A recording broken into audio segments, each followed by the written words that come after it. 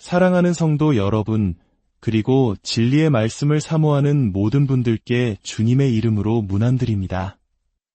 오늘 우리는 성경의 가장 심오하고도 아름다운 진리 중 하나를 함께 나누고자 합니다. 이 말씀이 여러분의 삶과 가정에 깊은 울림과 회복을 가져다주는 축복의 시간이 되기를 소망합니다. 본격적인 말씀에 앞서 이 귀한 메시지가 더 많은 영혼에게 닿을 수 있도록 구독과 좋아요로 하나님의 사역에 동참해 주시기를 부탁드립니다. 여러분의 작은 실천이 하나님의 나라를 확장하는 귀한 도구가 됩니다. 오늘 우리가 함께 살펴볼 말씀은 에베소서입니다. 혹시 성경을 가지고 계시다면 에베소서를 펴주시기 바랍니다. 우리는 지금 혼돈의 시대를 살고 있습니다. 인간의 성, 남자와 여자의 정체성, 그리고 결혼이라는 신성한 제도에 대한 세상의 공격은 날이 갈수록 거세지고 있습니다. 페미니즘 운동, 동성애 운동, 그리고 성혁명은 단순히 사회적 현상을 넘어 성경이 말하는 창조 질서와 복음의 핵심에 대한 정면 도전이 되고 있습니다. 남자는 무엇이고 여자는 무엇입니까? 왜 하나님은 결혼이라는 제도를 만드셨을까요? 이 모든 논쟁의 뿌리를 파고들면 우리는 결국 성경의 하나님과 그분의 복음에 대한 전면적인 공격과 마주하게 됩니다. 오늘 우리는 에베소서 5장의 말씀을 통해 이 영적 전쟁의 실체를 파악하고 하나님께서 우리에게 주신 아름다운 진리를 회복하고자 합니다. 먼저 에베소서의 전체적인 구조를 이해할 필요가 있습니다. 에베소서는 정확히 두 부분으로 나뉩니다. 1장부터 3장까지가 전반부, 4장부터 6장까지가 후반부입니다. 전반부인 1장에서 3장은 정통교리, 즉 우리가 무엇을 믿어야 하는지에 대해 말합니다. 이것은 그리스도께서 우리를 위해 이루신 일들, 그리고 그로 인해 우리가 어떤 존재가 되었고 무엇을 소유하게 되었는지를 선포하는 내용입니다. 이 부분은 대부분 서술법으로 쓰여 있습니다. 즉, 우리에게 무언가를 하라고 명령하는 것이 아니라 우리가 그리스도 안에서 어떠한 존재인지를 알려주는 것입니다. 그리고 3장 마지막 부분인 20절과 21절은 아름다운 송영, 즉 하나님을 향한 찬양으로 끝납니다. 우리 가운데서 역사하시는 능력대로 우리가 구하거나 생각하는 모든 것에 더 넘치도록 능히 하실 이에게 교회 안에서와 그리스도 예수 안에서 영광이 대대로 영원무궁하기를 원하노라. 아멘. 아멘이라는 말은 무언가가 끝났음을 의미하죠. 교리적인 설명이 일단락된 것입니다. 그렇다면 4장부터는 무엇이 시작될까요? 4장 1절은 그러므로라는 말로 시작합니다. 이는 앞서 말한 모든 진리를 바탕으로 새로운 이야기가 시작된다는 뜻입니다. 후반부인 4장에서 6장은 올바른 실천에 관한 내용입니다. 즉, 그리스도 안에서 새로운 신분을 얻은 우리가 어떻게 살아야 하는가를 다룹니다. 여기에는 명령법이 등장합니다. 이렇게 하라, 저렇게 하지 말라는 구체적인 삶의 지침들이 주어집니다. 여기서 중요한 점은 우리의 행동, 즉 어떻게 살 것인가는 우리가 누구인가라는 정체성에서 비롯된다는 것입니다. 후반부의 모든 명령은 전반부의 진리 위에 굳건히 서 있습니다. 그리스도께서 우리를 위해 행하신 놀라운 일들을 알지 못하고서는 우리는 결코 그분이 원하시는 삶을 살아낼 수 없습니다. 그리고 이 실천적인 가르침의 정점에 바로 가정수칙이 등장합니다. 에베소서 5장 후반부부터 시작되는 이 내용은 아내와 남편, 자녀와 부모, 그리고 종과 상전의 관계에 대해 다룹니다. 왜 사도 바울은 편지의 마지막 부분에서 가정을 이야기할까요? 그리스도인의 삶에서 가정만큼 실제적인 것은 없기 때문입니다. 가정은 우리의 진짜 모습이 드러나는 곳입니다. 우리는 교회에서는 거룩한 척, 경건한 척 사람들을 속일 수 있을지 모릅니다. 어떻게 지내세요? 라는 물음에 네, 주님 은혜로 평안합니다. 라고 대답하지만 실제 가정에서는 그렇지 않을 수 있습니다. 수많은 부부들이 심각한 문제가 생길 때까지 오랫동안 교회 앞에서 거짓말을 합니다.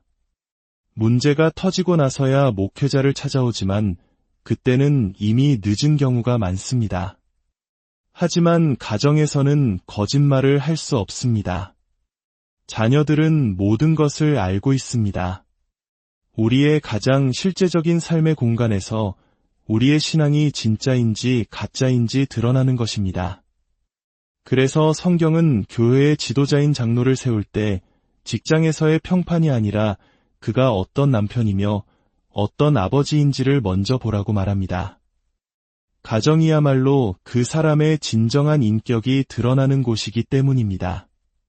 더 나아가 가정, 특히 남성과 여성의 관계는 단순히 개인적인 문제를 넘어섭니다. 창세기 한 장에서 하나님은 자신의 형상대로 사람을 창조하시되 남자와 여자로 만드셨습니다. 우리의 남성성과 여성성, 그리고 그 둘의 연합인 결혼은 하나님이 어떤 분이신지를 세상에 드러내는 중요한 계시의 통로입니다.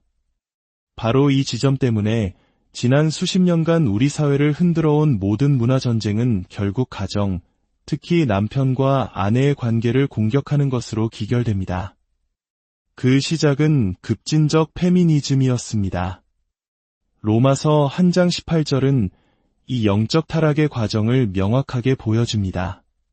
하나님의 진노가 불의로 진리를 막는 사람들의 모든 경건하지 않음과 불의에 대하여 하늘로부터 나타나나니 사람들은 먼저 창조주 하나님을 인정하지 않습니다.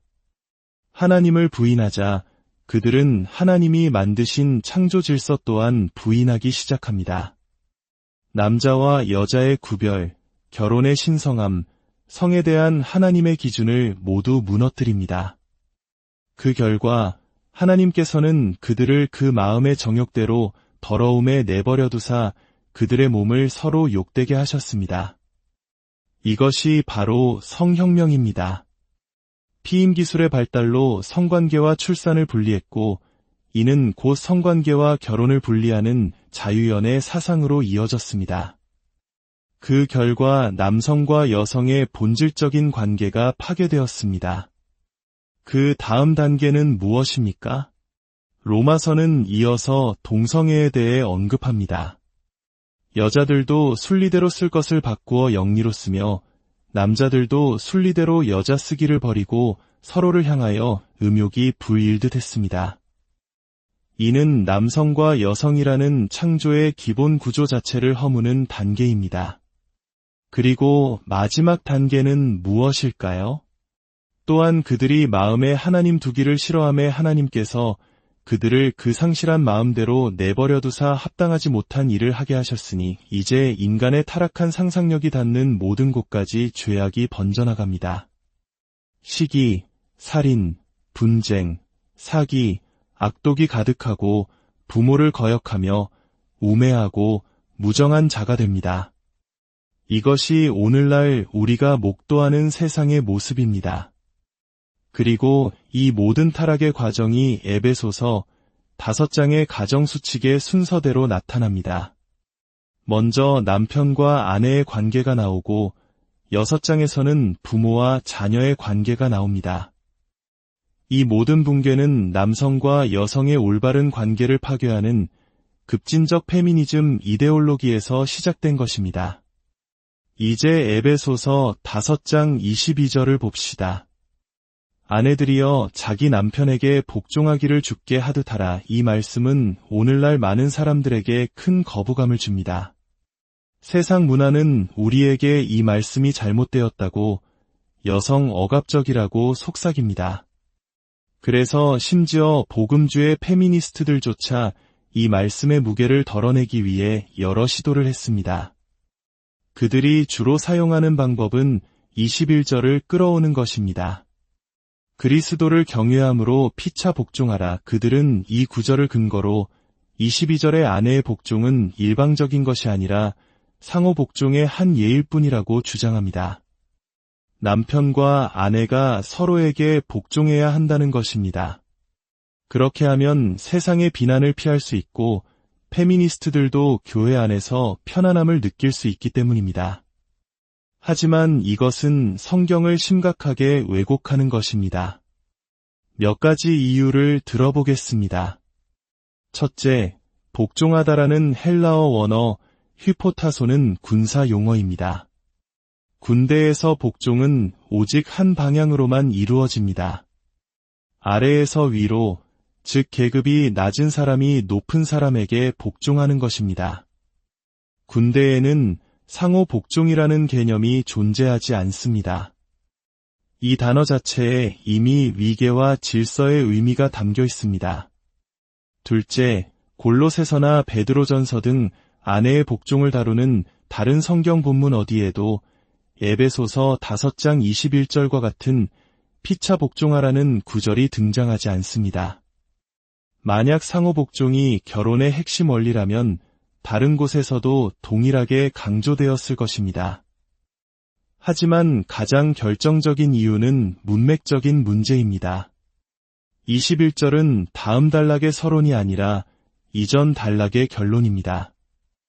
21절이 포함된 단락은 15절부터 시작됩니다. 15절부터 자세히 살펴보면 놀라운 구조가 보입니다.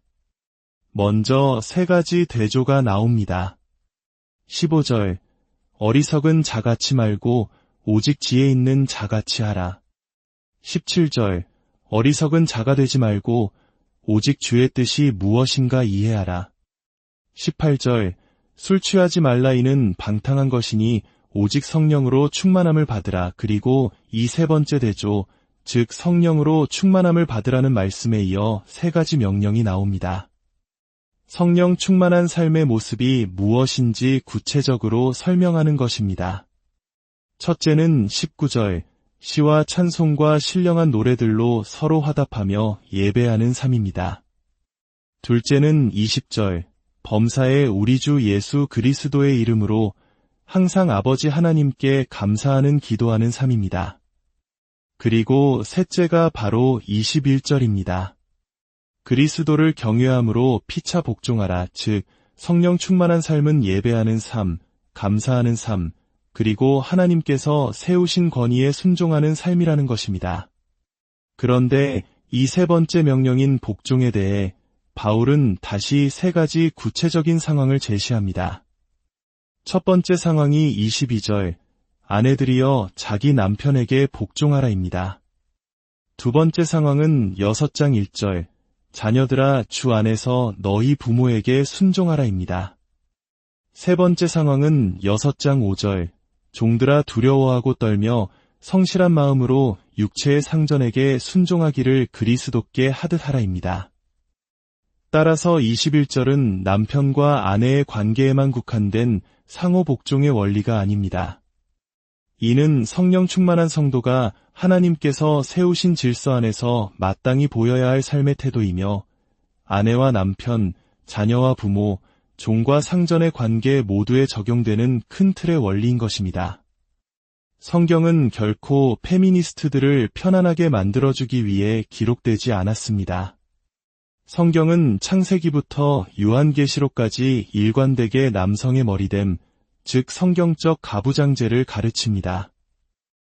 우리는 가부장제라는 단어에 대해 부정적인 이미지를 가지고 있습니다.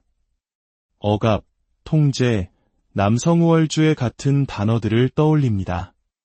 하지만 성경이 말하는 가부장제는 세상이 말하는 것과 완전히 다릅니다. 이제부터 세상이 그토록 두려워하고 혐오하는 그 악한 가부장제의 실체를 성경을 통해 살펴보겠습니다. 25절을 보십시오.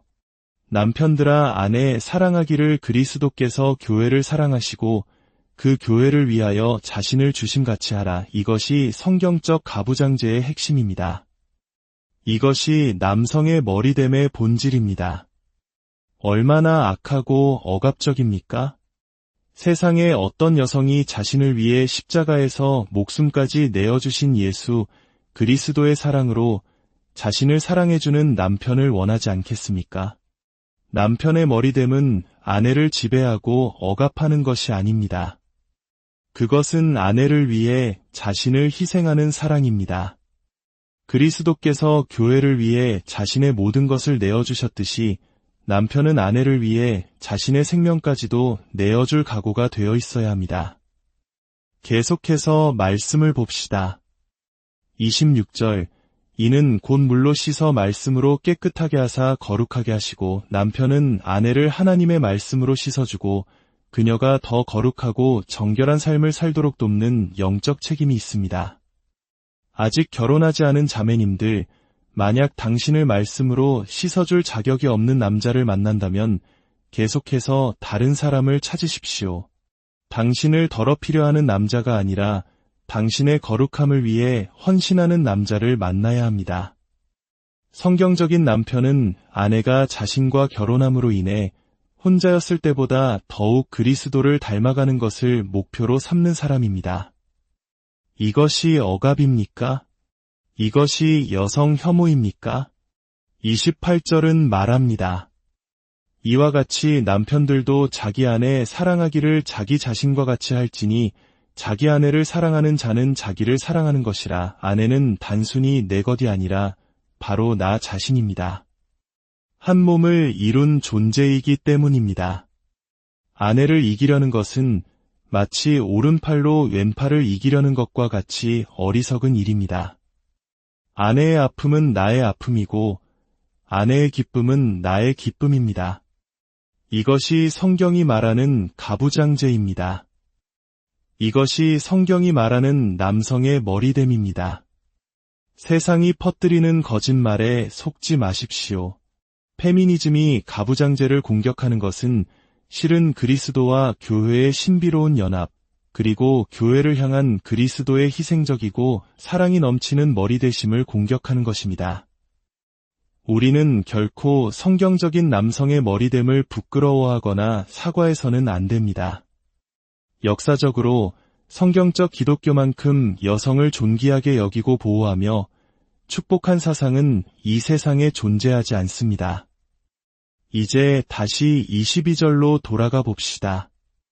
아내들이여 자기 남편에게 복종하기를 주께 하듯 하라. 이 복종은 가치의 문제가 아니라 질서의 문제입니다. 머리가 둘인 존재는 괴물입니다. 하나님은 질서의 하나님이시며 가정 안에 아름다운 질서를 세우셨습니다. 아내가 남편에게 복종하는 것은 남편이 더 가치 있거나 뛰어나기 때문이 아닙니다. 군대에서 경험 많은 병장이 신참 소위의 명령에 복종하는 것이 소위가 더 가치 있는 사람이어서가 아니라 군대의 지휘 체계와 질서를 따르는 것과 같습니다. 그리고 이 복종은 주께 하듯 하는 것입니다. 이것은 예배의 행위입니다.